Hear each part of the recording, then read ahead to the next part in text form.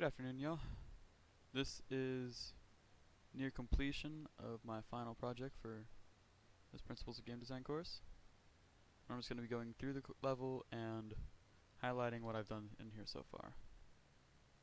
So, it's a third-person dungeon riddle kind of game, and it's composed of a few levels of skill or puzzles that will unlock these doors that'll lead to the level completion. So first off is just a little platformer set in this broken down ruin looking area. And it's not very difficult, but I do like the way that it looks. And at the end of each level, if you can solve the riddle or make it through the skills, there's an item that you interact with just by running into its little trigger box area. That will, at the top left, you'll see it says gate cleared. That'll just open up one of the doors over there. Now if someone should fall down in this platformer, they'll have the ability to get back up using these stairs.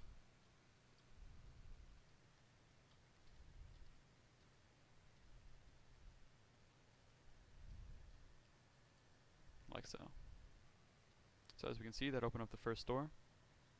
Now unfortunately I could not get it to open up sequentially, so that way each challenge opened up the next door, but each challenge opens up its own unique door.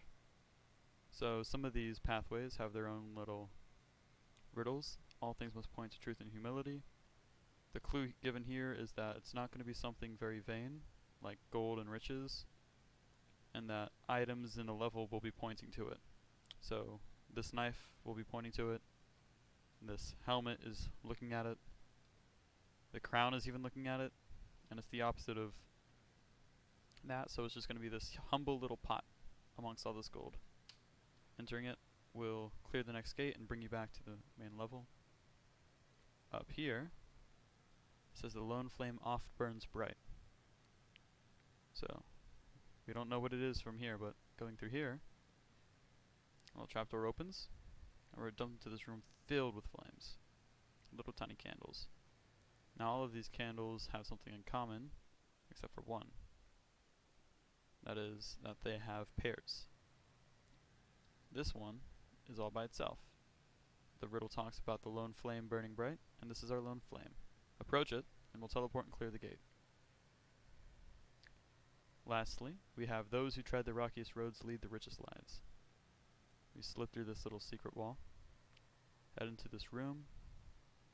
Now I won't demonstrate this just the second, but the floors above, or ahead of me, and to the little corners right there, are all kind of no collision blocks, so falling through them will be a game over. However, these rocky platforms are safe. The rocky roads mentioned. It was originally those who tread the broken path, but I did some tests with other people and they were having trouble finding it, so we changed it to rocky roads. Think of ice cream. Then we get to this, not really more of a puzzle, but more of a patience thing. So, if you jump in that platform, it'll lead to the left and lead you into a bunch of swords. That one will dump you into a bunch of lava, and this one will carry us across. But it will also dive bomb into the lava itself, so you have to be careful not to be too relaxed on it. So once again, we're posed with money and rocks. And once again, we're going to pick the rocks, because that's been the theme so far, is not money, but poor stuff. So now we've opened up each of these little pathways, and heading through here, it'll say at the top left, we win. From here, we can observe the creation thus far.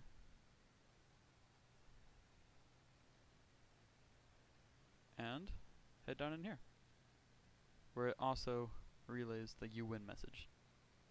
The chest doesn't do anything yet, because loot isn't needed in this game. Now, I blueprinted a reset in case people die, so I don't know how to actually kill characters off, so instead I teleport them to this place, this little prison. And you can still see the little castle from here. And if you happen to fall down here, it'll tell you how to get out. So, as we can see in the level blueprint, we have a means of resetting by pressing R. So, R just opens up the level again. The doors reset because you lose. We can also take a look at some of the other moving objects. So here you can see the doors open based on these overlap boxes, and they also lead to a new chain that says print the text of gate cleared, letting people know that they are progressing in case they don't go in the same order that reveals the door. They'll still know that they're making progress. We have some matinee as well, which is just a way of getting moving objects in here. And I can display that here in a second. So if you're curious on how I managed to get those to start moving by themselves, it was by going into cinematics, using these matinees. And if we look at the matinee actor, it'll warn us that it's oh, we can't use it one play. That's alright. Okay. These blocks fall through and lead to the you lose screen.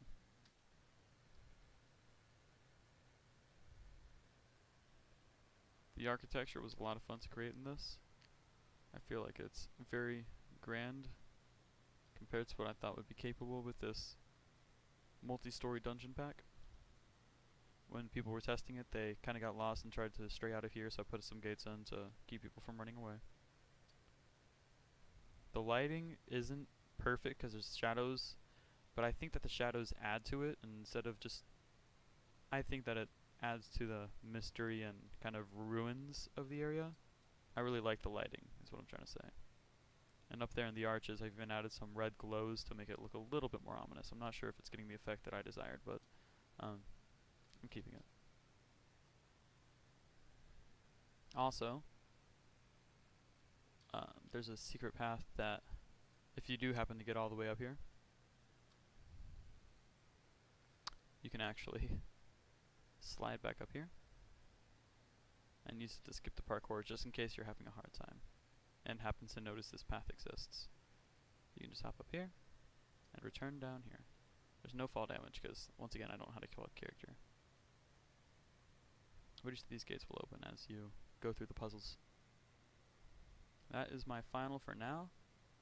It's not the final draft. I still have to make the cutscene that opens when you start the game, as well as the trailer to output.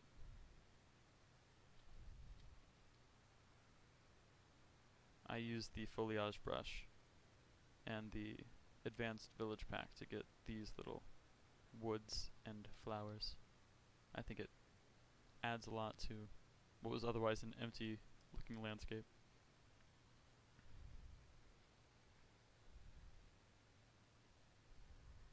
Just one more flyby of the architecture.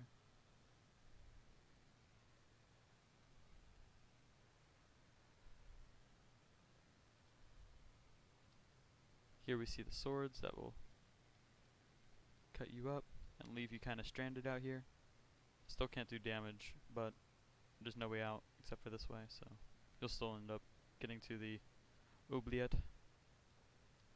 And the platform here will just slide into the ground where you will teleport back to the you lose area. This one's a teleporter that takes you to the room underneath the you win area. So if we go into this little tower, we'll find where we came for the humility test.